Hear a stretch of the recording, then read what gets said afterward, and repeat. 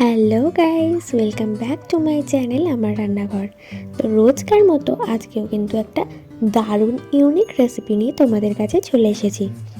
আজকের রেসিপিটা তোমরা ভিডিও দেখেই নিশ্চয়ই বুঝতে পারছো।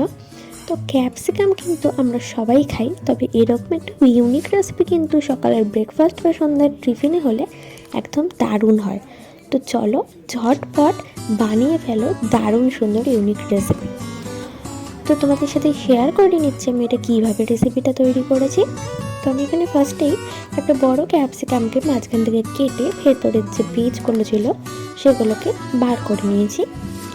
তো এদিকে নিয়ে নিয়েছি স্টাফিং করার জন্য ক্যাপসিকাম, বিনস, গাজর, বরবটি এবং পেঁয়াজকালি। তো আমি এরকম ঝিরি করে সব কেটে নিয়েছি। এটাকে একটা বলে আমি ঢেলে নিলাম। আর এখানে নিয়ে নিয়েছি চিকেনের কিমা, সেটাকে আমরা একসাথে অ্যাড করলাম। তো এবার এতে দিয়ে দেব সামান্য লবণ এবং 1 চামচ গোলমরিচের গুঁড়ো, দিয়ে দিলাম 2টো ডিম। এবার একসাথে ভালো করে নাড়াচাড়া করে মিশিয়ে নেব। তো দেখো আমাদের একদম ভালো করে মিক্সড করা হয়ে গেছে। তো এইদিকে আমি ফ্রাইং প্যানে গরম করে দিয়ে দিলাম ভেজিটেবল অয়েল। তেল গরম হয়ে গেলে একে একে আমরা ক্যাপসিকামগুলি এর মধ্যে অ্যাড করব। তো দেখো ক্যাপসিকামগুলো দিয়ে নিয়েছি। এবার একে একে আমরা যে স্টাফিং করে রেখেছিলাম সেই স্টাফিং করার জন্য যে পুর বানিয়েছিলাম সেই পুরগুলো এর মধ্যে অ্যাড করব।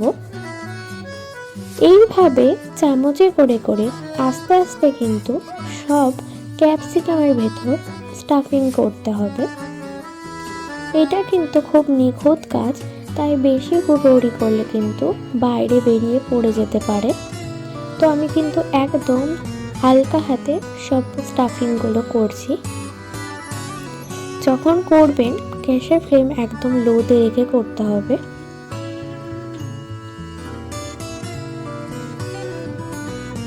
তো দেখতেই পাচ্ছ একদম সুন্দর করে আস্তে আস্তে করে কিন্তু আমি স্টাফিংগুলো করে নিয়েছি। তো দেখো আমাদের প্রায় সবগুলিতেই কিন্তু স্টাফিং করা একদম রেডি। তো দেখতেই পাচ্ছ আমাদের স্টাফিং করা হয়ে গেছে। এবার এটিকে একটু স্টিমে রাখবো। তো যেহেতু নিচের দিকগুলো গ্যাপ ছিল তাই ডিমগুলি হালকা ছড়িয়ে গেছে, তাতে কোনো প্রবলেমের কিছু নেই। তো এবার এটাকে স্টিমে দেওয়ার জন্য আমি চাপা দিয়ে দিলাম। এবার স্টিমে রাখতে হবে প্রায় 0.5 ঘন্টা 40 মিনিটের মতো।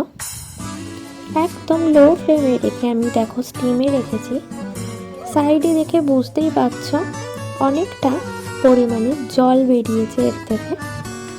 তো এবার এটিকে আমরা ওপিঠটা উল্টে দিয়েছিলাম, দিয়ে আবারও চাপা দিয়ে স্টিমে রাখবো 20 মিনিটের জন্য।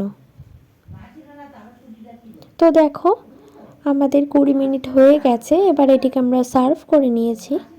তো দেখতেই পাচ্ছ দারুণ সুন্দর একটু রেসিপি রেডি হয়ে গেছে।